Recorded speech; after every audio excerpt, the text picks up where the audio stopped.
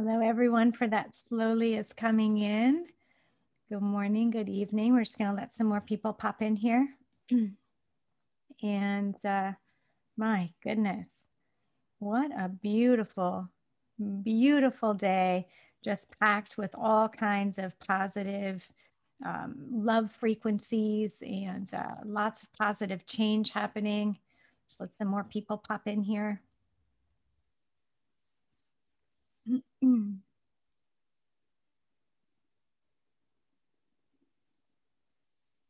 Okay, hi guys. Hello, hello. Beautiful.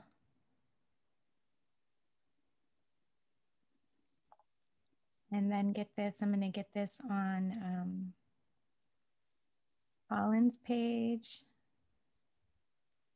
for Colin's peoples.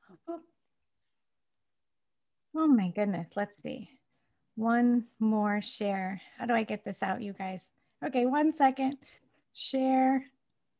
Oh dear. Okay, here it is, I think. Oh, I just accidentally shared it on my own page. Today is a techie day for me. Oh my goodness. Okay, one more. Hi everybody. Oh, I love that everyone's popping in. This is beautiful. There we go. Get that on your page, Colin. Awesome. Okay. Wow. You guys, it's Sunday. For me, it's Sunday morning. And you know, Sunday mornings are my favorite day because I get to see Colin's beautiful, shining, sparkling spirit and his eyes and feel the kindness of his heart and reach out with each one of you. Good morning. Good morning, Jeremy. Hi, Ann. Can't stay too long. That's okay. Love that you're here. Hi, Sue. Wow, you guys. So here are Colin and I, and we have decided that we are going to completely go with the flow today. We're super jazzed. It feels good. He had an amazing day. I think that yesterday, you know, this is interesting, Colin. Yesterday, a lot of people call Beltane, or they, you know, celebrate Beltane. And, you know, it's also known as a satanic ritual day, which I found, you know, there are so many different days that we celebrate in goodness. And, you know, but those exact same days that we celebrate in goodness, we have reversed energies that come and siphon our goodness and they use for their nefarious purposes. What do you say we talk about that for a minute? That's pretty crazy. Yeah, and Christmas is a very good example of that, where, this is ostensibly what we're supposed to be celebrating at Christmas is the birth of the Christed One. And that's what Christmas is meant to be all about. But if you think it's called Christ Mass, and what is a Mass? A Mass is a sacrificial ritual. Right? Not a mass of people, but a sacrificial ritual, right? Yeah, that's so. I think the Catholic Church has Sunday Mass. Mm-hmm. And what is the Mass? The Mass is to celebrate the sacrifice of Christ on the cross. Yeah. So Christmas becomes the celebration of the death of the Christed One. And he was put to death according to the Bible by the Romans, but it's not actually true. The real Christ, because at the time there was somebody called Yeshua with a Y, and there was another being who was called Jeshua. Okay, and sometimes their stories are intertwined in the Bible, because Yeshua was a 24-stranded rishi, and Jeshua was a 12-stranded avatar. When I say 12-stranded, I mean DNA strands. Right. Was an avatar. And in the Bible, the Jeshua is called John the Baptist. John the Baptist, yes. Mm-hmm. Yeah. and they were related to each other. They were actually cousins or something. There was some relationship. I can't remember exactly what it was. But the Christ, the Yeshua of the Bible, didn't die on the cross. And he didn't come here to be sacrificed for our sins. He came here to anchor the Christ energies. When I say the Christ, the Christ energies, the energies of the dimensions 13, 14, and 15 into the planetary grids. Mm-hmm. And he didn't die here. In fact, he ascended from the pyramids of Giza from the which are actually a portal. The pyramids of Giza is also described as the Universal Stargate 1. And it was one of many portals, many stargates on this planet. In fact, we have 144 stargates on the planet. We've got 12 planetary stargates, 12 solar stargates, 12 galactic stargates, and we have the one universal stargate. We're meant to have 12 universal stargates. Mm-hmm. So they're meant to be, and then each stargate has a Q site, and there are many Q sites around the world. And the whole planet's just a grid of energy that's circulating around the planet that mm-hmm. keeps us, it keeps the order, because everything in the universe is designed off a template. It's called the Universal Creation and Design Template. And that would be also called like a blueprint, or is that also equal to what some people would call a morphogenetic field? Yeah, it's the blueprint, but the morphogenetic field is something different. The morphogenetic field is basically a field of energy that is consisting of highly charged positive and negative ions, IONs. And morphogenetic fields, when they begin to spin, they get to a certain spin speed, and then they create atoms. And so at that level, manifestation begins to become apparent, because it starts with atoms that evolve into molecules, and molecules evolve into cells. Mm-hmm. So what we see is the cellular structure. Our bodies consist of cells. So morphogenetic fields is something else. But in a sense, the universal design is a fractal thing, in that the Earth's body, physical body, has the same energy fields that our physical bodies have. It works in exactly the same way. So the Earth has a Merkaba field, we have a Merkaba field. Mm-hmm. The Earth has chakras, we have chakras. Mm-hmm. So we are a fractal of the Earth is a fractal of the Sun is a fractal of the galaxy, and the galaxy is a fractal of the universe. And they all work off just one galactic, or one universal design and creation system. Yeah. When you mentioned the 12 Stargate, or everything is like in 12, all the way going up to 144. With all these, you can continue the math, and the possibilities are endless. But there's also, we can connect that even further. We can connect that into the 12 tribes. Then we can go into the 12 cranial nerves in our own mind, in our own body, and how all of that affects into the original 12 chakra system, the 12 grid, the 12 tree grid, which is the blueprint of life. Yes, we have other chakras that are, some are on the body, off the body, but we're talking about the blueprint. So the 12 spheres, right? Which was actually overlaid with the what is it called? The Kathara grids, or the Sephiroth, or whatever that was. They tried to push the 10 sphere tree of life. So we were overlaid with this.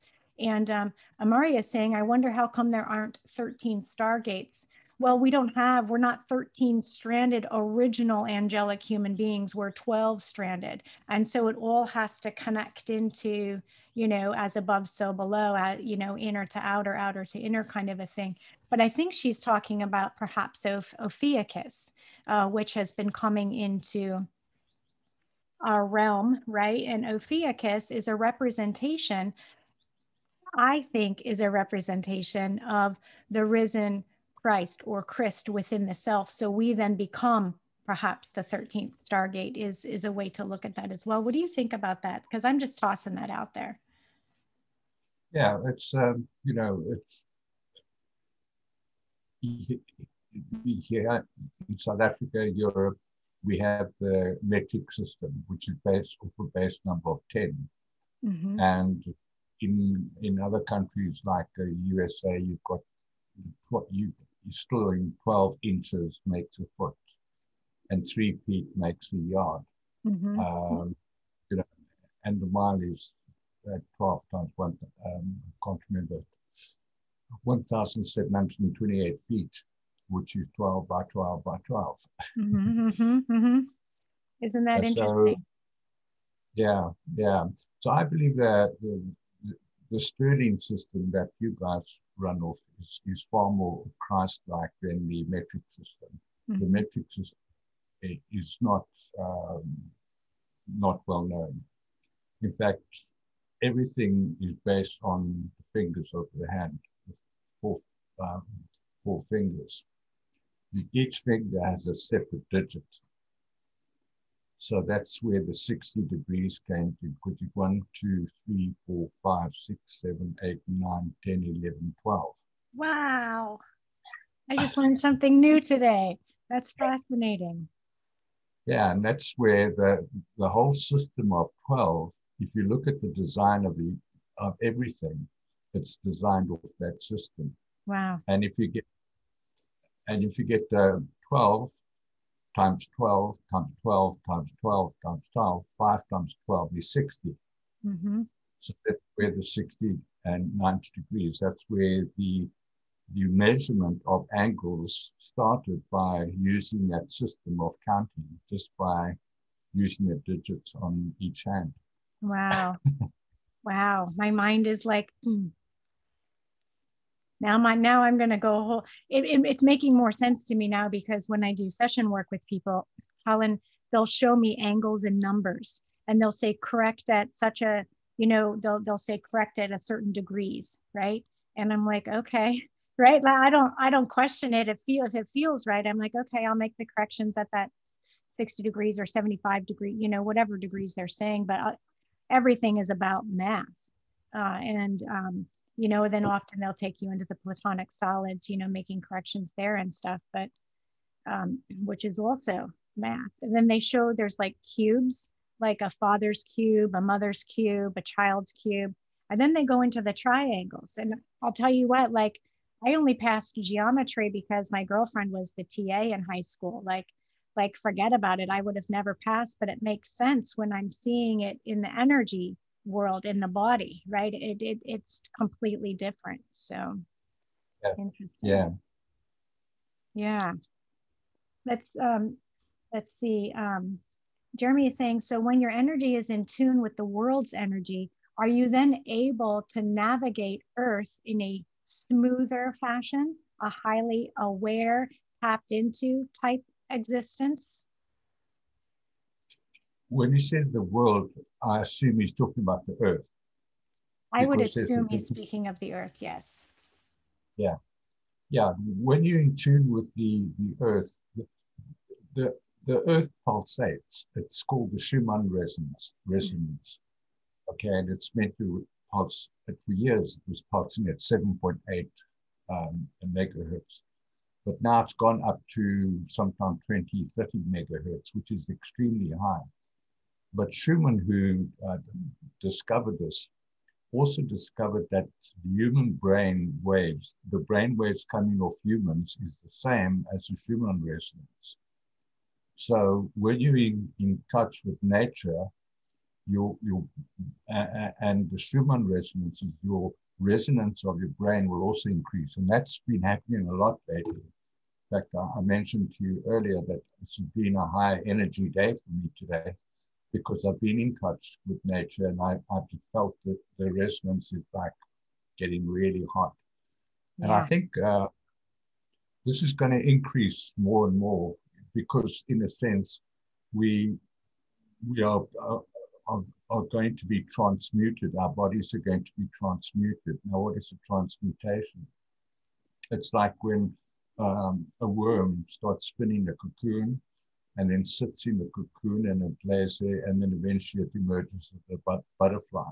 Mm-hmm. So it's transmuted itself from a worm to a butterfly. And in a sense, that's what's going to happen to mankind. The frequencies are going to get very higher. And because it's happening, that's why there's certain beings on this planet who are trying to keep the frequencies lower. Yeah.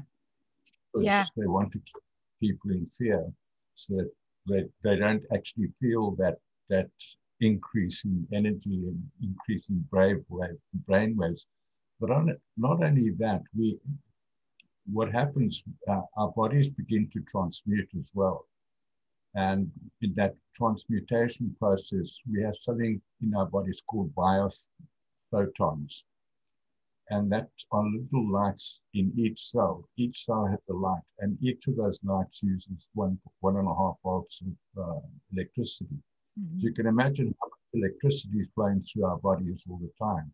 Yep. And the Earth, that's the same. If you join two wires, connect two wires, 2 points on the Earth, and you measure the voltage in the wire, it's 1.5 volts. Okay, so the Earth is actually generating electricity as well all the time. So as this energy gets greater and greater and greater, and more of our light bodies get activated through the biophotons, it begins to activate more of our DNA. Yeah. Now, DNA can be switched on and switched off. Most of the time, our DNA is switched off because it only has a limited capacity for experiencing.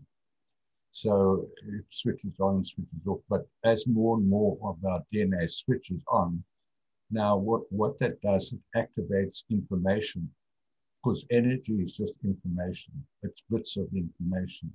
And as those bits of information get activated in our bodies begin to transmute and go back to our original angelic form, which we were originally. Which I'm so excited for. And this will bring us all the way back around to Yeshua's actual mission to bring those frequencies back to planet. And Akhenaten had the same mission. I know both of them came, well, I know Akhenaten came in Ruby Sun template, which must have been, I don't know if that was the same as Yeshua's or not. I know I think they had the same mission. So it must have been as close to the higher DNA strand templating as they could get because of the density on the planet. But I want to take this talking about the electricity. Anne mentions Metatron. I know Metatron as Metatron's cube, which I associate with Saturn, which I associate again with Archangel Metatron, which is not a good guy. And I'll still say this all the time, the archangels are dicks because I think they're dicks. But a lot of people don't really like me saying that, and they work with them, and it's like whatever. But this goes into these Metatronic reversals in terms of like siphoning the energy is what you're saying. Like, right when we start to get like higher energy and higher frequencies, they start to, this is attached to the Metatron's cube in Saturn, which is feeding us. But I wanted to ask you about this, Colin. There was a woman, and I wish I could remember her name. She said something about how the Schumann resonance like doesn't exist, that it's actually a frequency created by weaponry, like, HARP and, all these things. And so I'm always open to anything. It doesn't mean it'll change my mind, but, I'm always open to listen and observe and see how things come in. But what is the thought process behind whether or not the earth actually has a heartbeat, or is it the frequencies that are being metatronically programmed into our planet? Like, how would somebody then, here's my question, how would somebody understand and feel the difference between the two? Does that make sense? Yeah, yeah. The Metatronic reversals here, in a sense, it's like it really was a reversal of energy. So it did many things. It changed the cycle of the flow of energy in our bodies. Okay. And to do that, they had to reverse our DNA, because our DNA part in the cycling of energy in our bodies. So we used to be three-stranded beings, three DNA strands, and they removed one DNA strand through an interbreeding program they had us on with the Nephilim a long, long time ago, about 10,000 years ago. And so we then got the Metatronic reversals when that happened, because the Nephilim were Anunnaki, and were part of the Anunnaki complex, guest stuff, you know, and so that reversed a lot of our physicality. Now, why did they do that? Because they needed to feed off other energy systems, because they had rebelled against the natural, organic, universal energy systems. And so they operate at a frequency semitone below the frequencies of the universe, the normal universal design frequency. So they operate, for instance, on Earth, the 432 is a natural design energy. They work with 440. Right. So they created the astral worlds, and they don't create anything actually. All they do is copy.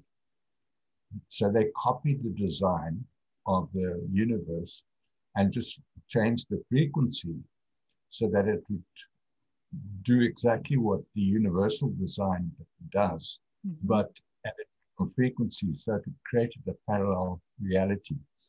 And that was part of, that was something that Metatron actually came up with.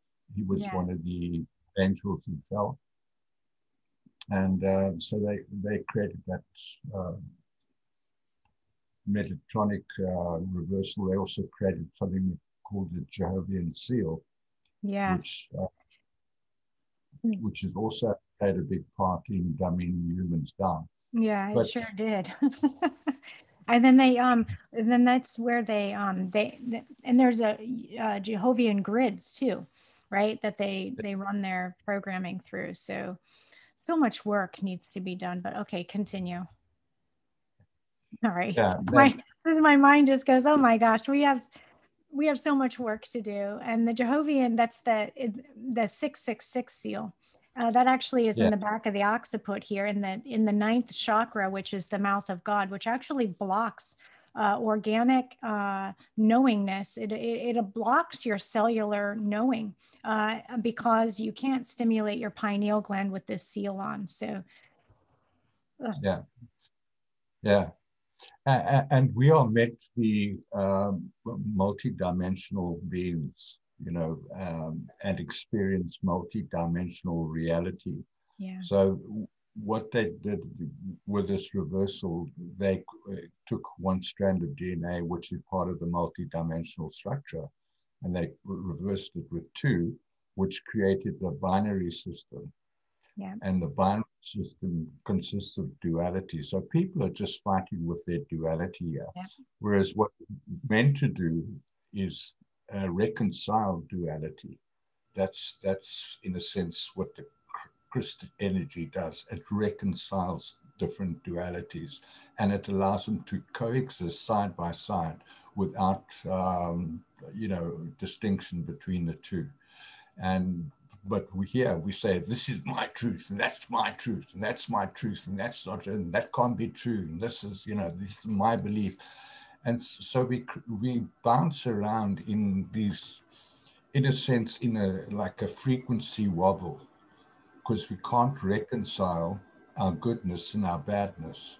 Yeah. And so we create saviors who are going to save us from our badness, Yeah. But when we understand that God created everything, and therefore He also created the fallen angels, and He created us good and bad so that we could experience what good is.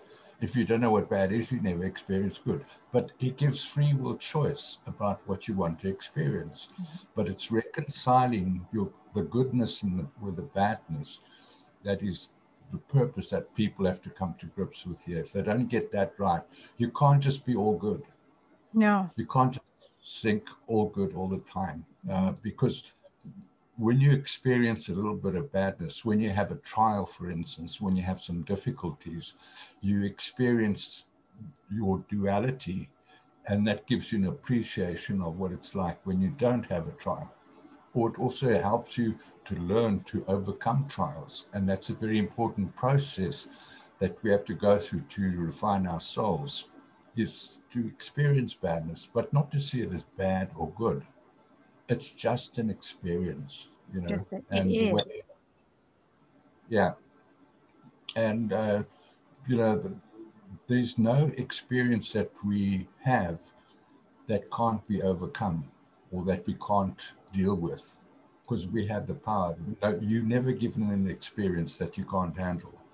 The universe will only give you those experiences which you can handle. So those trials and tribulations you have are things given to you to refine your soul so that you can have more faith in God, that you can become more like God. And, and it's there to promote us and uphold us. It's not there to break us down. But people tend to think of experiences when difficulties come along. They say, oh, this is so bad. It's a bad experience. And it's not really, if you call it a bad experience, and you're separating it from your good experience, Mhm. whereas you are meant to go side by side, so that you can see your good when Yep. there is a bad experience. But if Yep. you focus on the bad, that's what you're And going to appropriate for yep. yourself. Yep. You're going to keep bringing that in.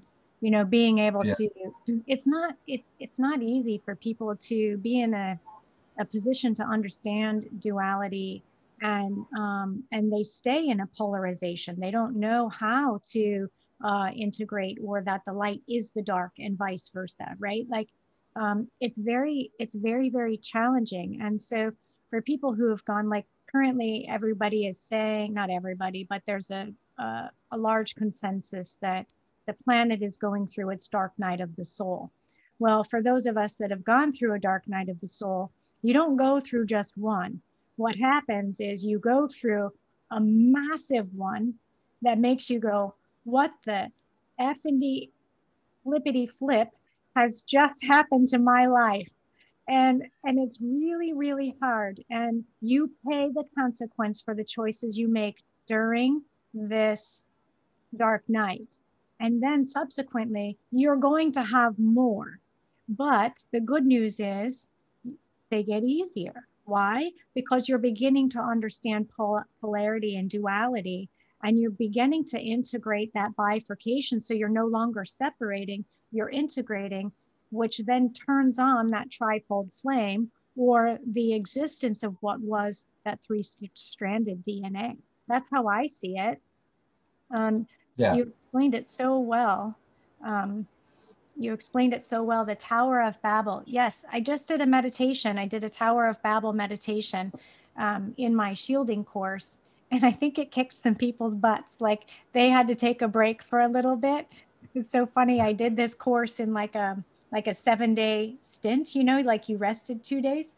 And so for the next course, the guide said I needed to slow down, because like there were like the meditation clearings that I did in there were like, whew, and the Babel one threw some people back for like a couple weeks, because that's a big clearing. For those of you that don't know, that is a direct attack on our endocrine system. So our hormones, our glands, our organs, you know, a direct attack on how we age, right? So yeah, that's pretty crazy. So thank you for bringing that up, Anne, the Tower of Babel. Uh, on, let's see, all ageless angels music is written and performed inside the 432 hertz. Thank you, Annalise, love, beautiful. She's got this long message. We already knew that the digital platforms are condoning these frequencies of music by default. You upload their disease causing 440 hertz. So we already know to create and distribute our own music via ourselves. Oh, I love that you shared that. Yes, the music ourselves, and I'll share with you a story in a second, independently. Sad but true. So glad so many folks are waking up. I've been praying for this moment now for eons, as I have, as I always felt alone doing this work, but there are others out there like you all. So thank you from my higher self and my heart minds. I thank you. That's so beautiful. Thank you. We're sending you so much love. Um, I love that you said the music within ourselves. I, wow, I, for the first true time in all of this pandemic, scandemic stuff, opened up somebody's energy field. And this woman is absolutely gorgeous. She, you know, she is a sound healer, a sound vibration healer.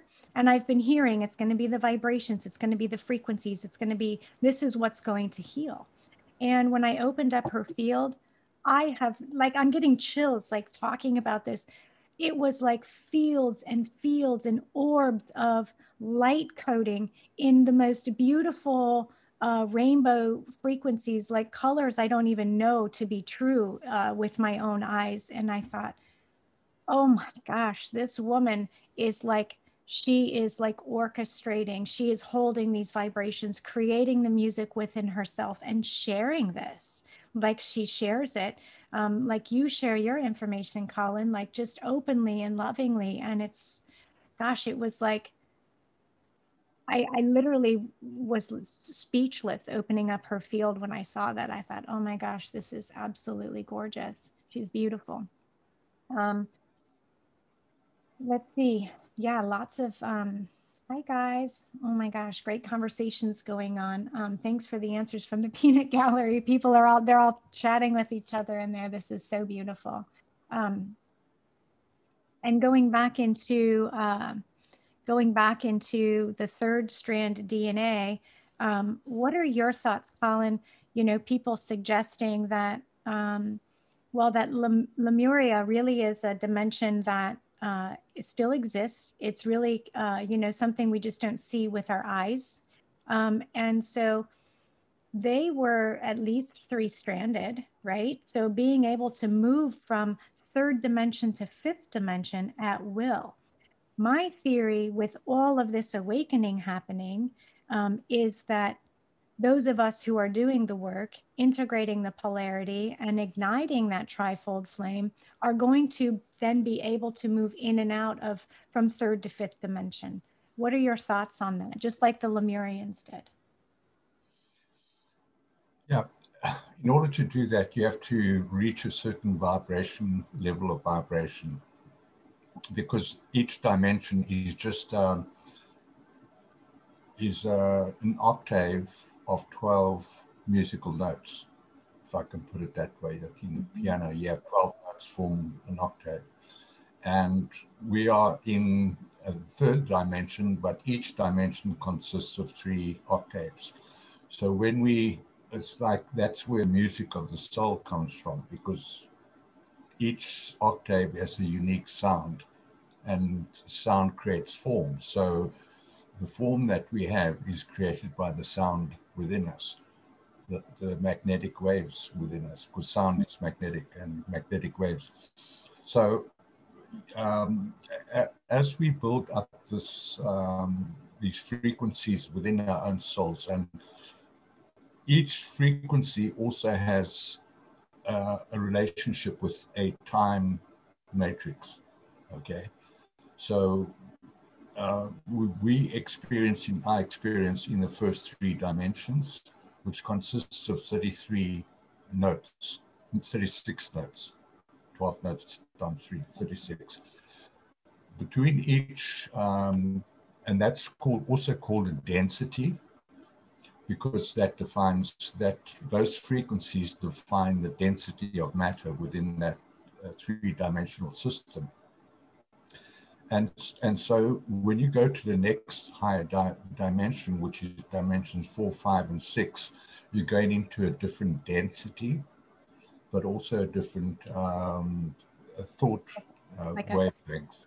Like a harmonic universe, it's also called. For some people use that terminology as well. Yeah, it's also called a harmonic universe. It's called a harmonic bandwidth, but it's also called a dimensional density reality field. It's called lots of different things because each density has its own holographic system of experiencing reality. But in between each of these densities is what they called a shield, or they also call it the void. And it's to prevent people moving from third dimension to fourth dimension without first going through the void.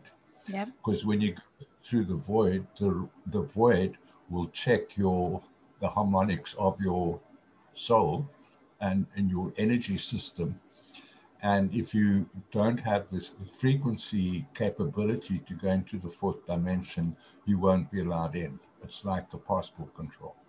So you have to do work to get your frequencies up so that you can go into a higher dimension. So people must, if they want to experience the fourth, fifth, and sixth dimensions, it is possible. I've been there, but you have to be prepared to do the work to get your frequencies up. Now, people say, how do you get your frequencies up? It's frequencies are just energy, and our thoughts are energy and our emotions are energy.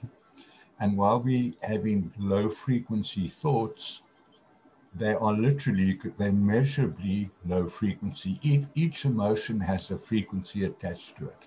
Right. And you can get a little gadget called the galvanic thermometer, which you can hold in your hand, and it measures the frequency of the energy in your hand. And when you change your thoughts, the sound coming off this little instrument changes. And if you get angry, it goes low, buzzes low. If you think loving and kind thoughts, then it starts to go up in a higher frequency. So how do you get your frequencies up? You have to think, act, and speak in a higher frequency language. And you have to, a higher frequency. So you have to be careful about your speech. You have to be careful about your actions. You have to be careful about your emotions. You have to be careful about your thoughts. And you have really do that. And then, of course, you can support that with visualizations, with affirmations, toning, sound, gongs, bells, whistles, musical instruments, however you want to do it, because all of those things are sound. And the higher the sound in your energy fields, the higher you can go up in the dimensional fields. Yep. Also, the things that you eat, so ingesting, what you're drinking, all having frequencies as well. This is making me think also what we've talked about before is making sure that they're in alignment with each other, that your speech and your words are in alignment with your thoughts, because thoughts travel faster than your words.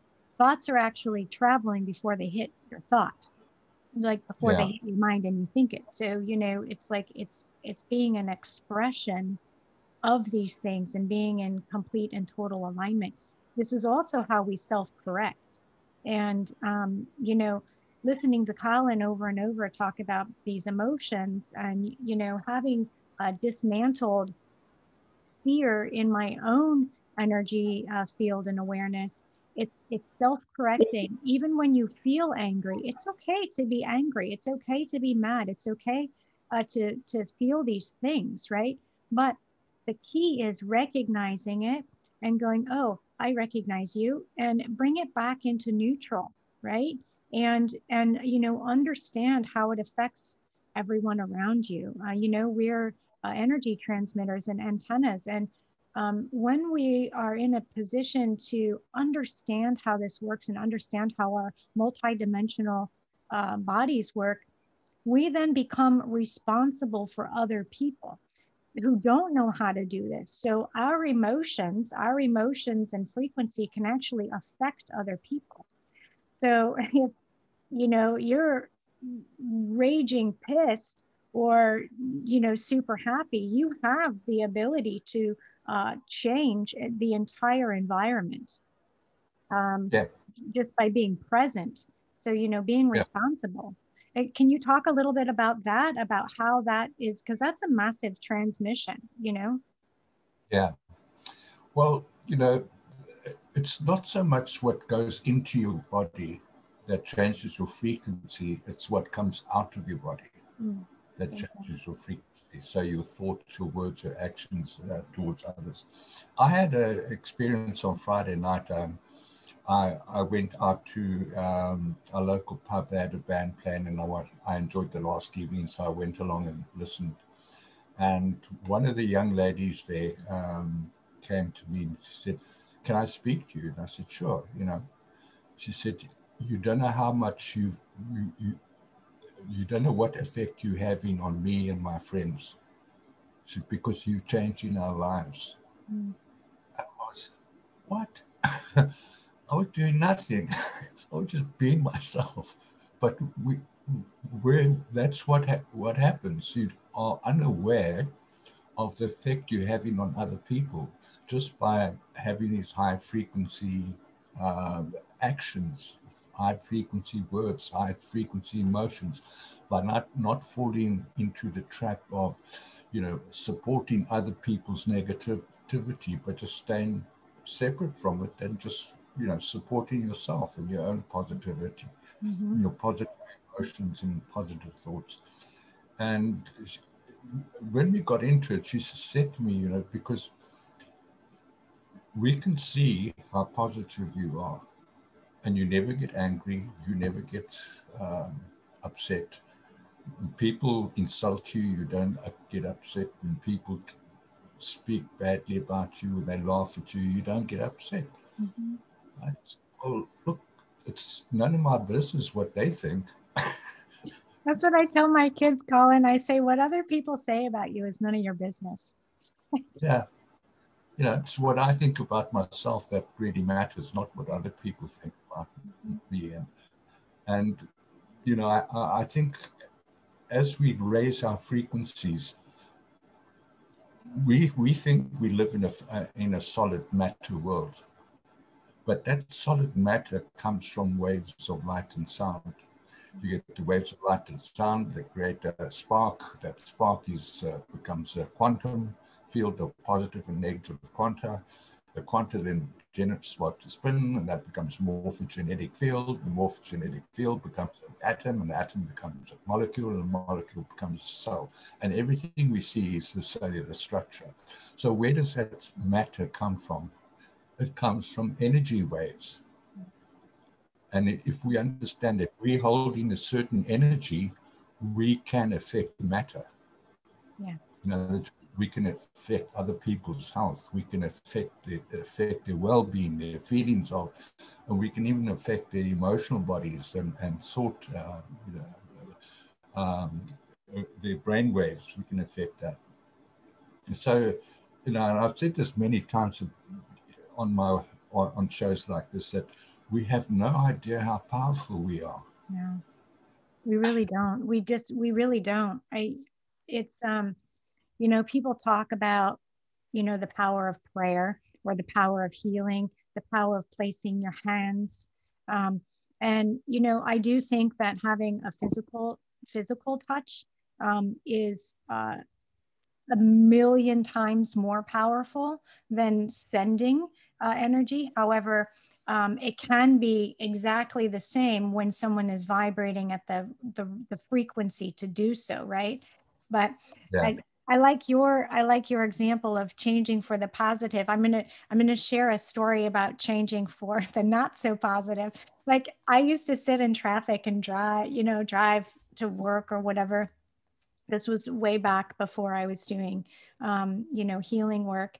And it's so funny because I would drive into work and it was an office, which was just a high stress place. So I was already thinking stress and I was getting frustrated. And I would come in with this vibration, right? And the computers would go down, the fax machine would stop working. All of a sudden, people, even if they thought they were in a good mood, I bring down like the rain of terror or something, and everything just stopped working. And they were like, you need to get out. Like, you need to leave this space and like reset. And so, I often say, I ruin computers and technology, but, once you learn how to harness what we're capable of, we can then affect it in a positive way, right? And, Yeah. that Yeah. is amplify the frequencies to work in our favor. So Yeah.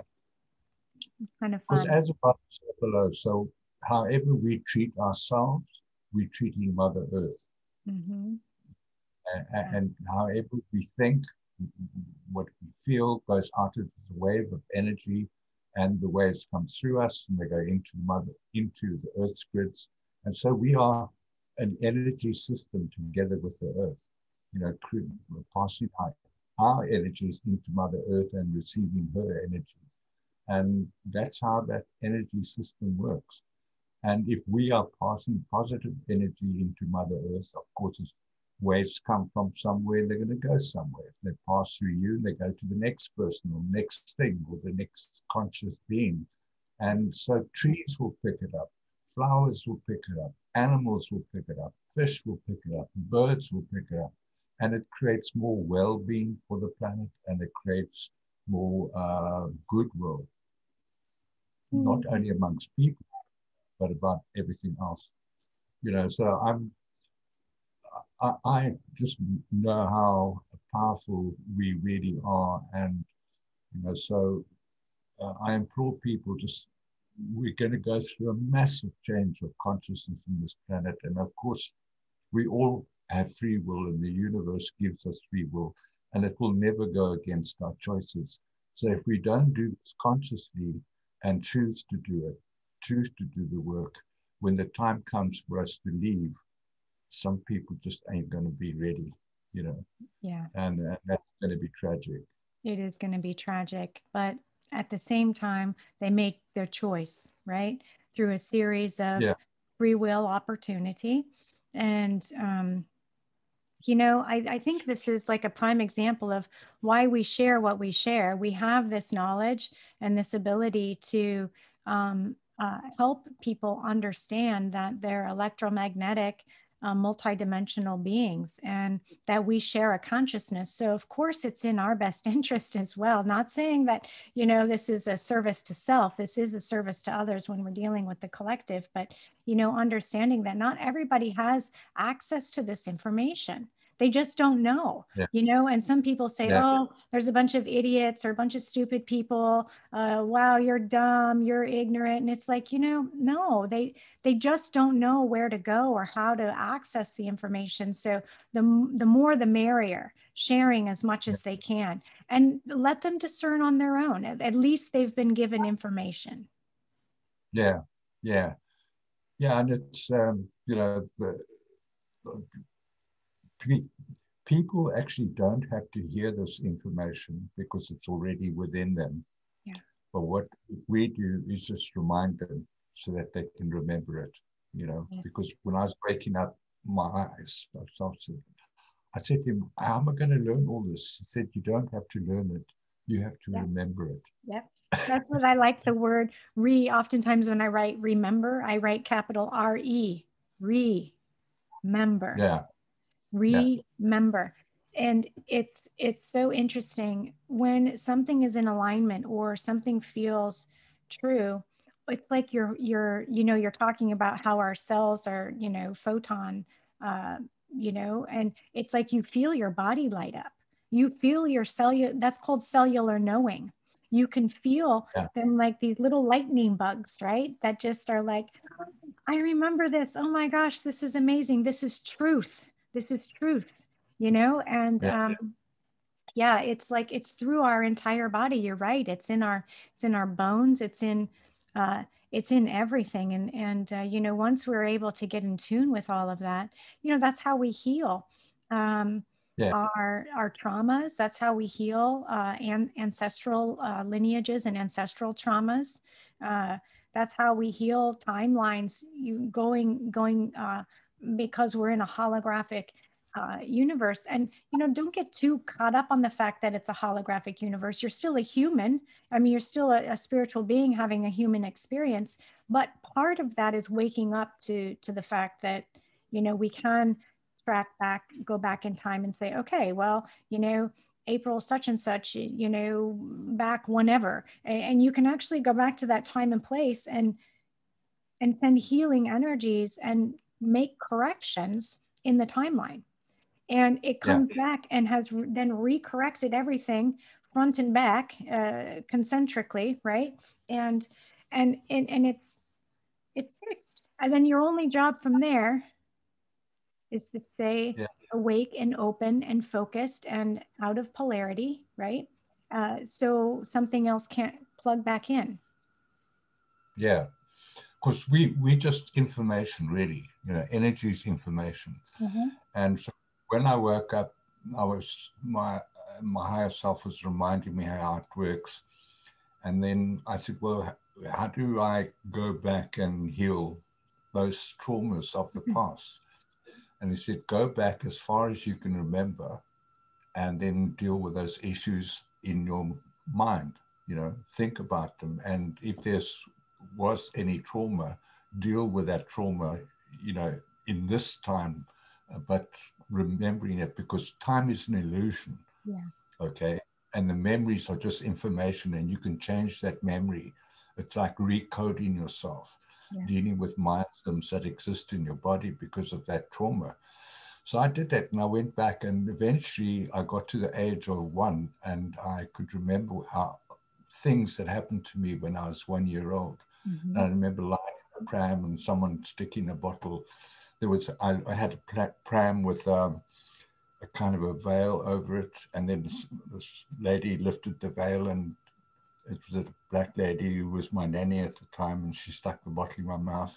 And I remembered looking and seeing the trees and hearing the sounds of the people in the background because they were having a barbecue or something. And then I started to remember, and eventually I remembered actually incarnating here. I remember being born and passing through my mother's vaginal canal, and how terrifying that was. Yeah. Uh, it's a very traumatic experience. People have Yes. no idea. They think it's just the mother who has trauma. It's a terrifying experience for Yeah. children. Yes. And, It's it's I think it's like I don't mean to interrupt you, but it's so curious how we praise births, right? And mourn deaths.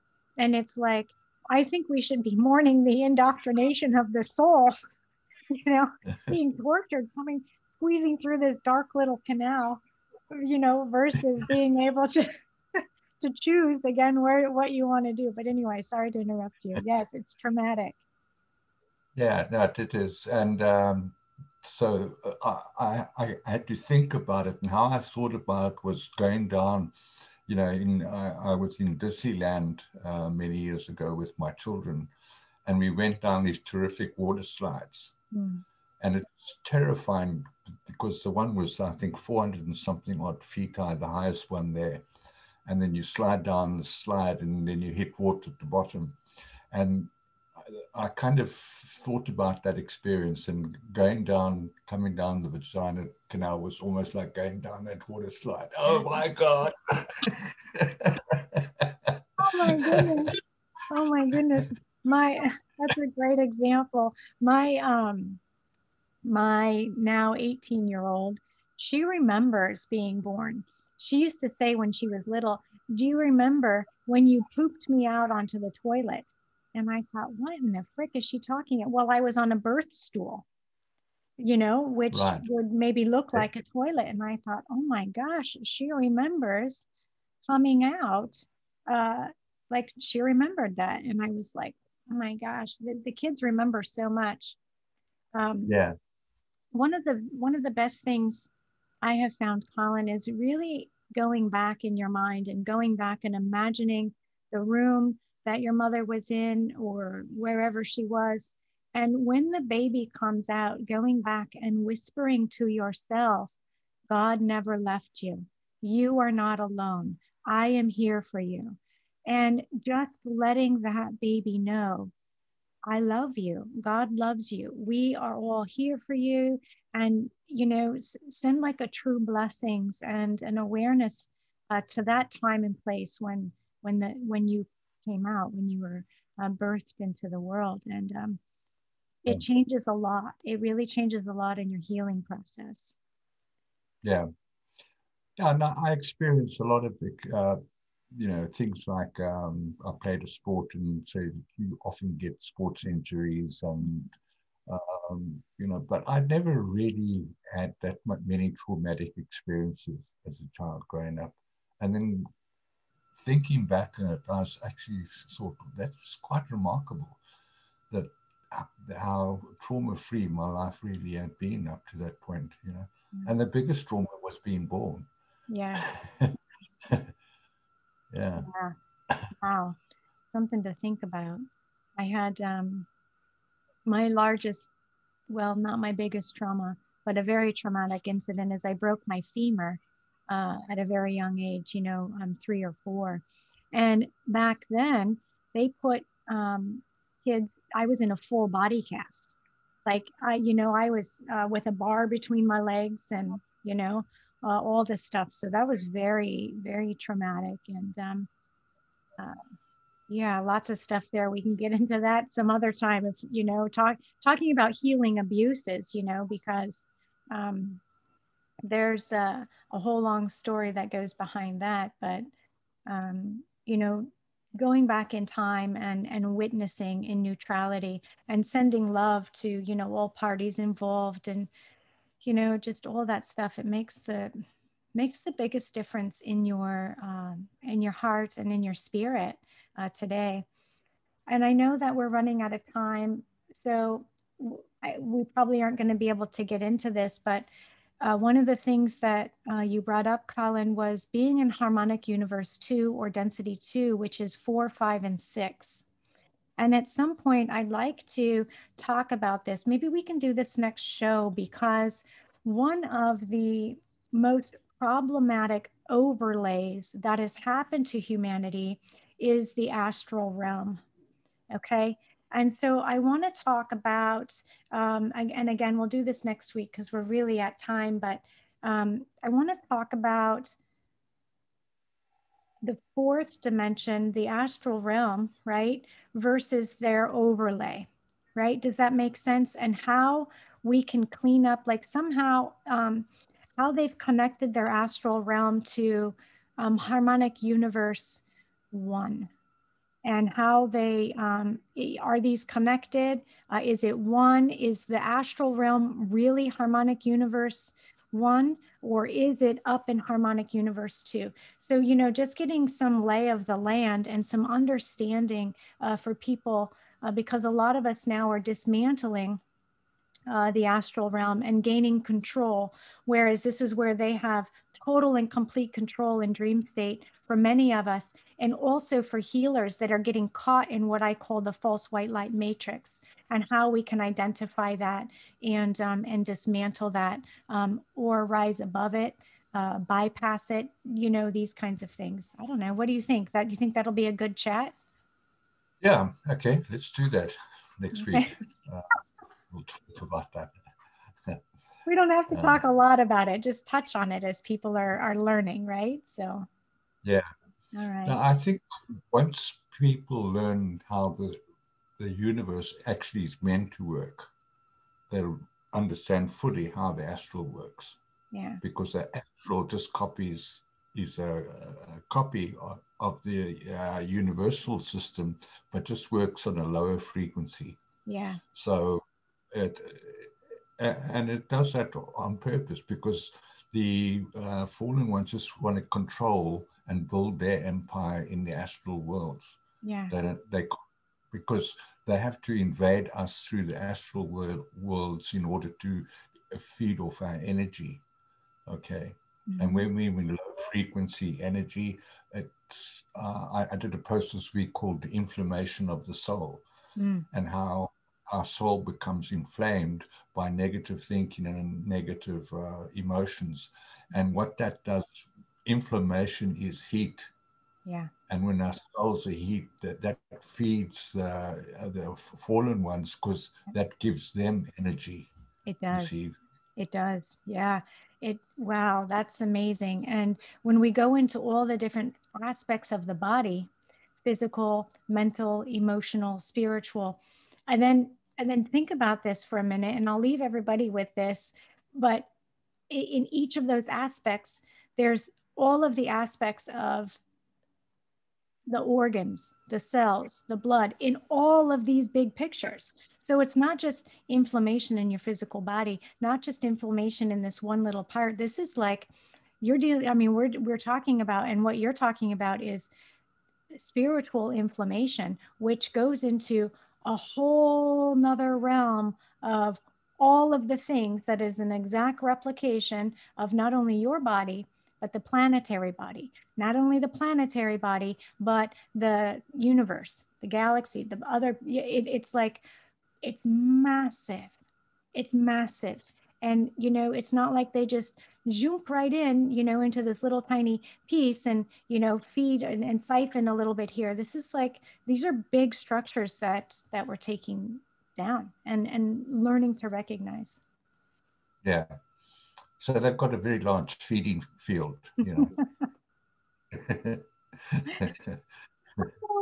Yes, they do. Wow. I just want to say thank you to everybody. Um, for being here. We had a really great chat today, I think, and talked about some really fun things. And, who knew that just flying off the cuff would be so fun and exciting, right? Yeah, sometimes the best shows the spontaneous. Yeah, I love that. I'm an in the moment person, so it always works better for me that way, right? Because it feels really authentic and it speaks to each person that comes to listen and show up, and so we get to kind of pull more from the collective.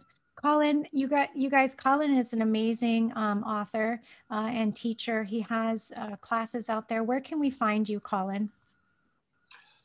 My website is the writings of colinjoe.com, and they can find me on Facebook, of course, and I also have a Patreon account, which I'm going to get more active on now. I've decided that I'm going to be more active because there's a lot of stuff that I can't post on Facebook. Yeah. So I'm going to start posting it on Patreon. Yeah, I know. That's good. I noticed some people have been flagged, like Laura Eisenhower, they took her Patreon down, which I thought was pretty crazy. Really? But yeah, they took it right down.